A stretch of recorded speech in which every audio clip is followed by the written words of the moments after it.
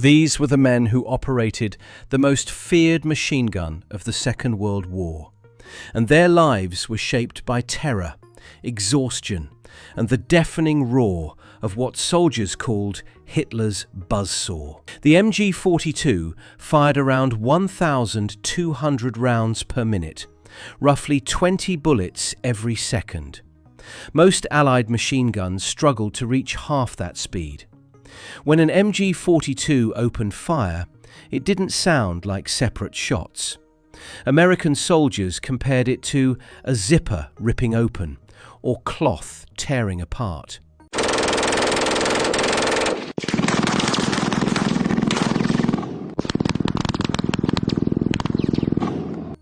German troops called it the Knochensäge, the bone saw. Soviet soldiers had their own nickname, the linoleum ripper. Every name reflected the same reality.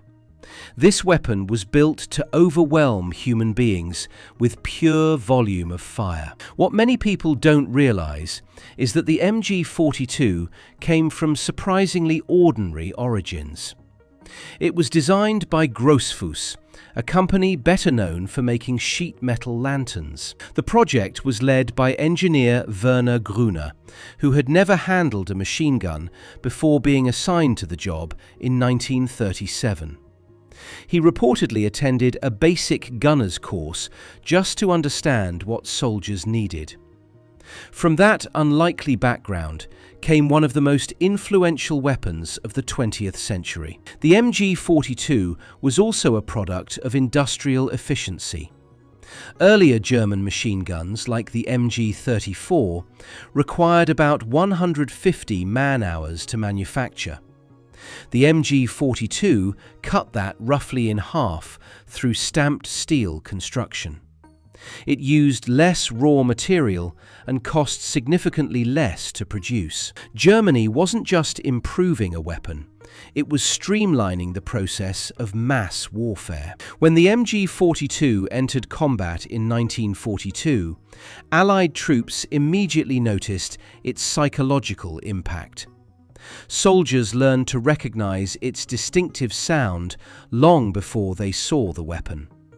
The US War Department even produced training films attempting to reassure American troops that the MG42 was less dangerous than it sounded. But men who faced it in battle understood that fear was justified. The weapon could pin entire units in place and dominate open ground. Operating an MG42 was far more demanding than its reputation suggests. A full crew usually consisted of several men with clearly defined roles. The gunner focused entirely on firing, supported by teammates who fed ammunition, carried spare barrels, and transported heavy equipment. The weapon's extreme rate of fire created constant logistical pressure. Ammunition disappeared quickly, especially during intense fighting on fronts like Eastern Europe. Running out of belts at the wrong moment could be fatal. Heat was another constant threat. The MG42's barrel needed replacement after only a few hundred rounds during sustained fire. Changing barrels took less than half a minute in training, but combat conditions were rarely ideal. Allied forces were trained to attack during these vulnerable moments.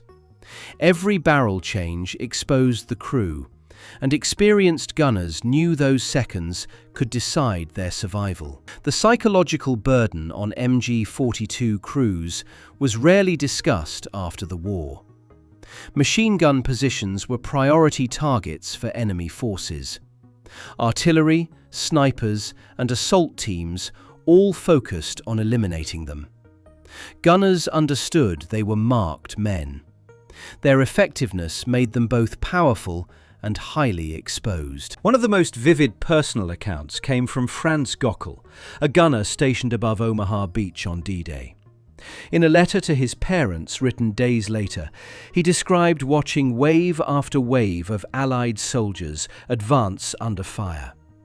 He admitted he could not understand how they kept coming despite heavy losses. After the war, Gockel abandoned his weapon and returned to civilian life, rarely speaking about what he had witnessed. Like many veterans, he carried the memory quietly. Another well-known figure, Heinrich Severloh, later claimed to have fired thousands of rounds during the Normandy landings and inflicted enormous casualties. Historians dispute the scale of his claims, noting that total losses across Omaha Beach make his numbers unlikely. Yet his later interviews reveal genuine distress. Decades after the war, he described nausea when recalling the event. Whether exaggerated or not, his account shows the emotional weight many gunners carried. The harshest experiences often came from the Eastern Front.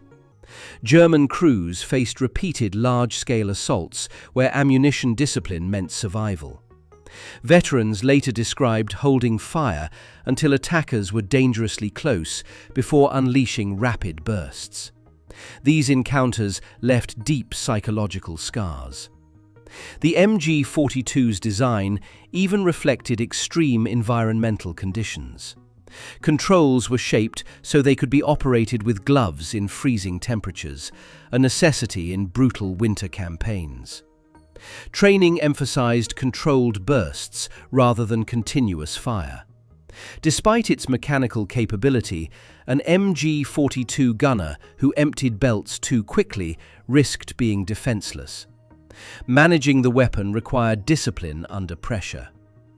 After the war, the MG42's influence did not disappear. West Germany reintroduced it in modified form during the 1950s, and its design inspired machine guns around the world. Elements of the MG42 appear in weapons like the American M60 and the Belgian FNMAG. Decades later, variations of the design were still in service, a testament to its engineering impact. For the men who operated it, however, the legacy was personal rather than technical. Some later returned to Normandy and met former enemies in quiet acts of reconciliation. One documented meeting involved Severloh and an American chaplain wounded on D-Day. Their conversations focused less on victory or blame and more on shared survival. The MG42 gunner lived in a strange contradiction. He controlled one of the most dominant weapons on the battlefield, yet that same power made him a primary target.